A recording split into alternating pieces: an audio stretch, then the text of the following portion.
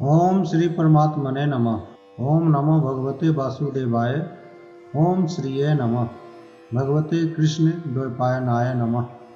व्यास जी की स्तुति करते हुए सूत जी ने कहा, महर्षि पराशर के पुत्र परम पुरुष संपूर्ण वेदों तथा विद्याओं के एकमात्र उद्गम स्थान, सभी विद्याओं के आधार स्वरूप, विपुल मात्रा में ज्ञान प्रदान करने वाले तथा वेदों एवं वेदांतों के द्वारा जानने योग्य संपूर्ण ज्ञानों को विपुल मात्रा में प्रदान करने वाले, सदैव शांत रहने वाले, हमारी बुद्धि के विषय बने हुए, जिनका विशाल शुद्ध तेजोमय यश फैला हुआ है, उन महर्षि वेद व्यास को मैं सदैव प्रणाम करता हूँ। असीम तेज संपन्न उन भगवान व्यास जी को नमस्कार है, जिनकी कृपा से ही मैं भगवान नारायण की कथा का वर्णन कर रहा हूँ।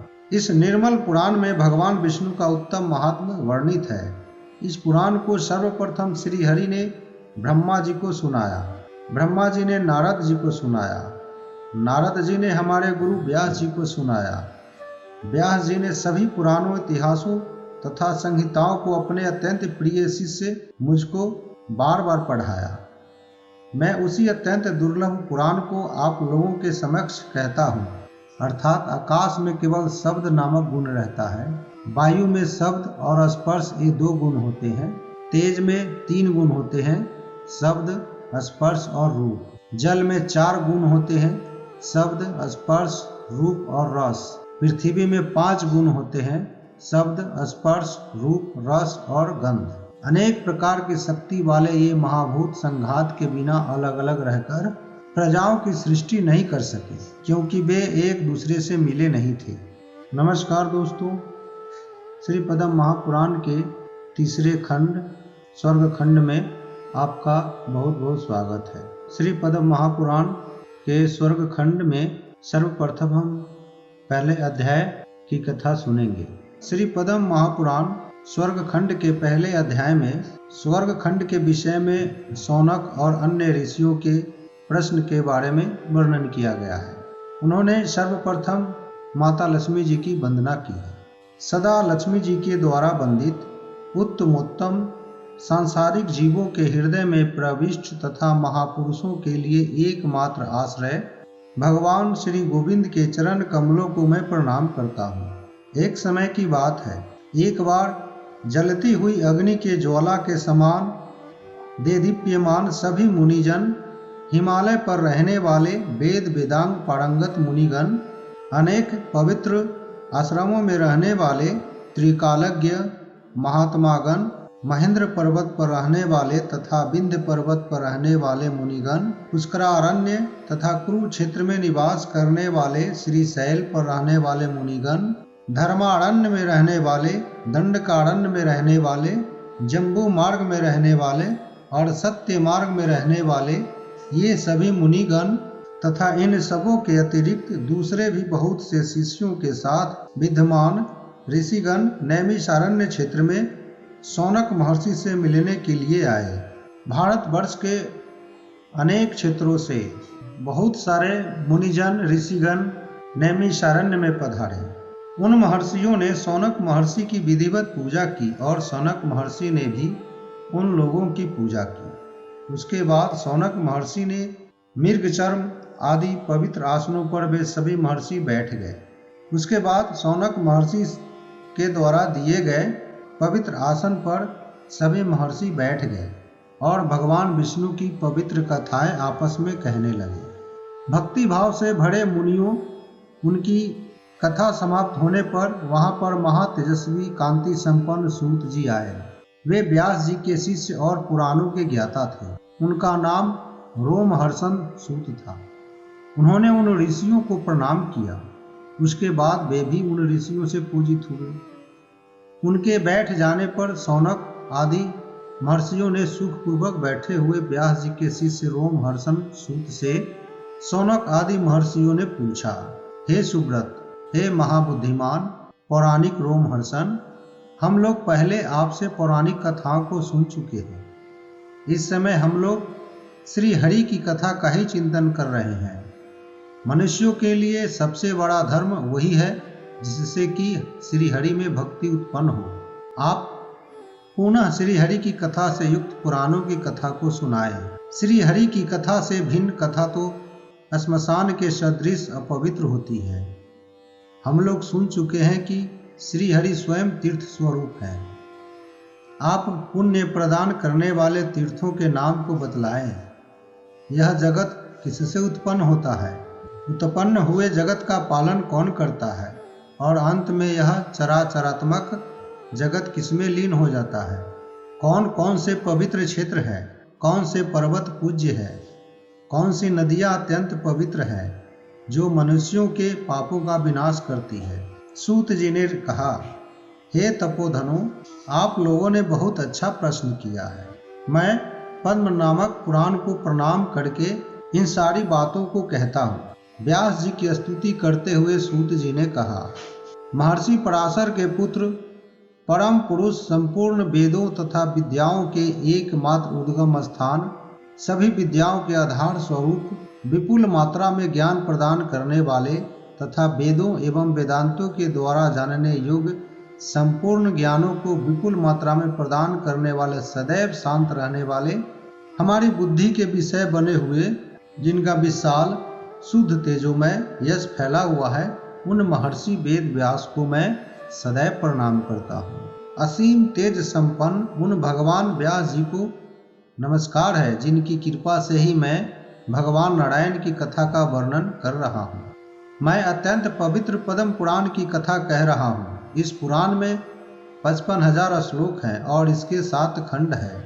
इसका पहला खंड सृष्टि खंड है, दूसरा भूमि खंड है, तीसरा स्वर्ग खंड, उसके बाद ब्रह्म खंड है, इसके बाद पाताल खंड है, छठा खंड उत्तर खंड है, इसका 7वां क्रियासार खंड है। यही अद्भुत महापद्म है और यह जगत पद्ममय है। इसमें उसका वृत्तांत वर्णित होने के कारण इस पुराण का नाम पद्म पुराण है। इस निर्मल पुराण में भगवान विष्णु का उत्तम महात्म्य वर्णित है।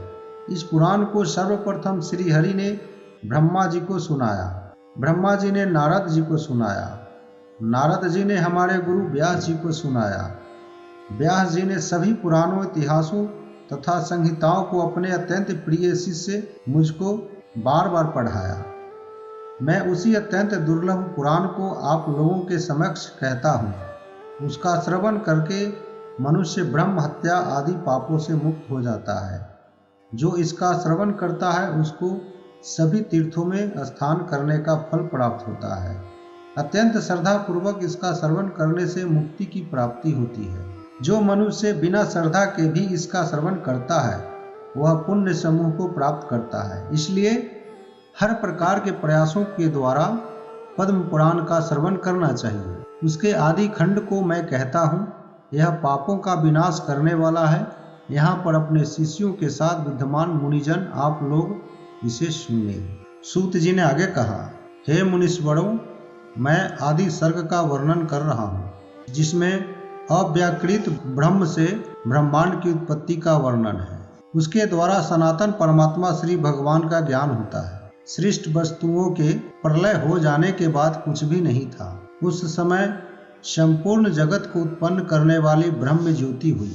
उसी नित्य निरंजन, शांत, निर्मल, नित्य निर्मल, आनंद सागर तथा स्वच्छ ब्रह्म को मुमुक्षु जीव प्राप्त करना चाहते थे। वे पर ब्रह्म ही ज्ञान स्वरूप होने के कारण सर्वज्ञ है।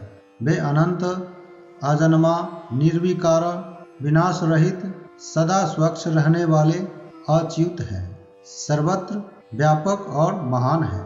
सृष्टि काल के आ जाने पर ज्ञान स्वरूप होने के कारण वे उसे जानकर अपने में ही लीन समस्त विकारों की सृष्टि करना प्रारंभ किए। उससे प्रधान अर्थात प्रकृति की उत्पत्ति हुई, उससे महत् तत्व की उत्पत्ति हुई। वह महान 3 प्रकार का हो गया, सात्विक, राजस और तामस। यह महान प्रधान से उसी तरह से आवृत हुआ जिस तरह छिलके से बीज आवृत रहता है, आवृत अर्थात ढका हुआ रहता है।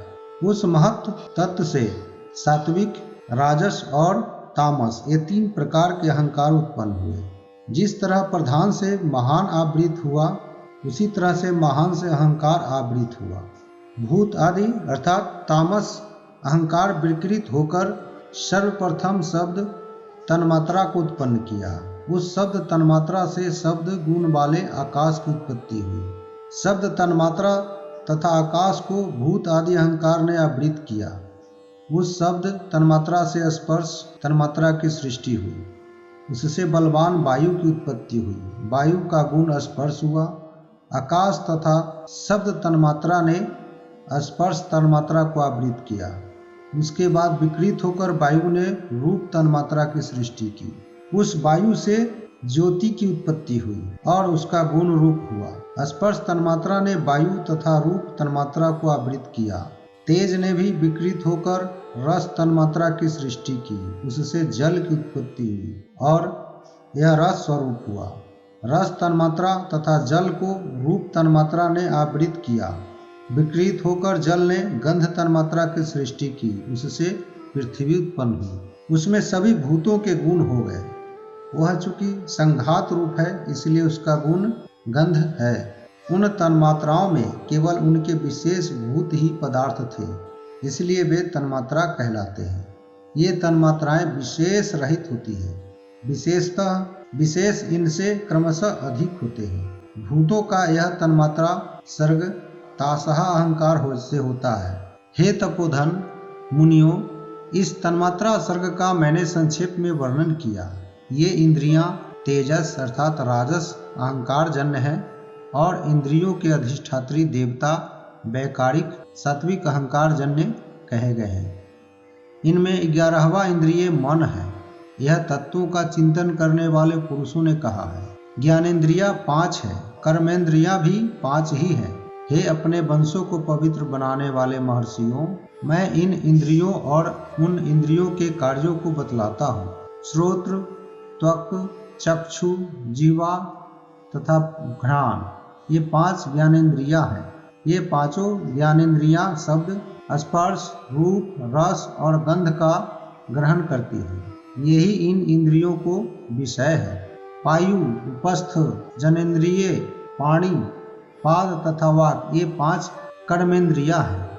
विसर्ग, मल त्याग, आनंद विशेष, ग्रहण, गति तथा वागुच्चारण ये कर्मेंद्रियों के क्रमशः कार्य हैं। हे विप्रो, आकाश, वायु, तेज, जल और पृथ्वी ये 5 महाभूत हैं। इनमें उत्तरोत्तर भूतों के गुण पूर्व भूतों के साथ संयुक्त होते हैं। अर्थात आकाश में केवल शब्द नामक गुण रहता है।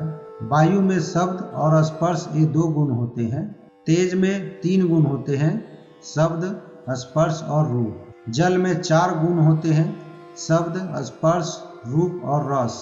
पृथ्वी में 5 गुण होते हैं, शब्द, स्पर्श, रूप, रस और गंध। अनेक प्रकार की शक्ति वाले ये महाभूत संघात के बिना अलग अलग रहकर प्रजाओं की सृष्टि नहीं कर सके, क्योंकि वे एक दूसरे से मिले नहीं थे। उसके बाद एक दूसरे का आश्रयन करने के कारण एक संघ तथा लक्ष्य से युक्त होकर प्रकृति का अनुग्रह प्राप्त करके तथा पुरुष के द्वारा अधिष्ठित होकर महत्व तत्व से लेकर विशेष महाभूत पर्यंत सभी मिलकर ब्रह्मांड को उत्पन्न करते हैं। वह ब्रह्मांड जल में उठने वाले बुद्ध बुलबुले के समान क्रमशः सदा बढ़ता रहा। हे महाप्राज्ञ पुरुषों, वह जल में पड़ा हुआ है, कारणों के जल में पड़ा हुआ ब्रह्मांड बढ़ गया। वह ब्रह्म स्वरूप भगवान विष्णु को सर्वोत्तम प्राकृत स्थान है। उसमें अव्यक्त स्वरूप भगवान विष्णु ब्रह्मा का रूप धारण करके स्थित हो गए। उन महान आत्मा के स्वेद से ब्रह्मांड हुआ। पर्वत ही उनके जरायु हुए, सभी समुद्र उनके गर्भोदक हुए। पर्वत, द्वीप, समुद्र, तेज उन समस्त लोकों का वह ब्रह्मांड संग्रह स्वरूप है। उस ब्रह्मांड में देवता, असुर और मनुष्य स्थित है। आदि तथा अंत से रहित भगवान विष्णु की नाभि से जो कमल उत्पन्न हुआ, वहीं भगवान केशव की इच्छा से स्वर्ण के समान ब्रह्मांड बन गया। स्वयं परमात्मा श्रीहरि ही रजोगुण को अपनाकर ब्रह्मा का रूप धारण करके जगत की सृष्टि करने में प्रवृत्त होते हैं। वे प्रत्येक युग में सृष्टि किए गए जगत की रक्षा तब तक करते हैं जब तक कि एक कल्प का समय पूरा नहीं हो जाता है। उसके बाद वे नरसिंह तथा रुद्र आदि यम काल शत्रु का रूप धारण करके जगत का संहार करते हैं। वे भगवान विष्णु जगत की सृष्टि करने की इच्छा से ब्रह्मा जी का रूप धारण करते हैं। वे जगत की रक्षा करने की इच्छा से श्री राम आदि विभव रूपों को धारण करते हैं। वे ही प्रलय काल की बेला आने पर इस जगत का संहार करने के लिए रुद्र रूप को धारण कर लेते हैं। इस तरह श्री पद्म महापुराण के तृतीय खंड स्वर्ग खंड का प्रथम अध्याय तथा दूसरा अध्याय संपूर्ण हुआ। जय श्री कृष्ण, जय श्री कृष्ण।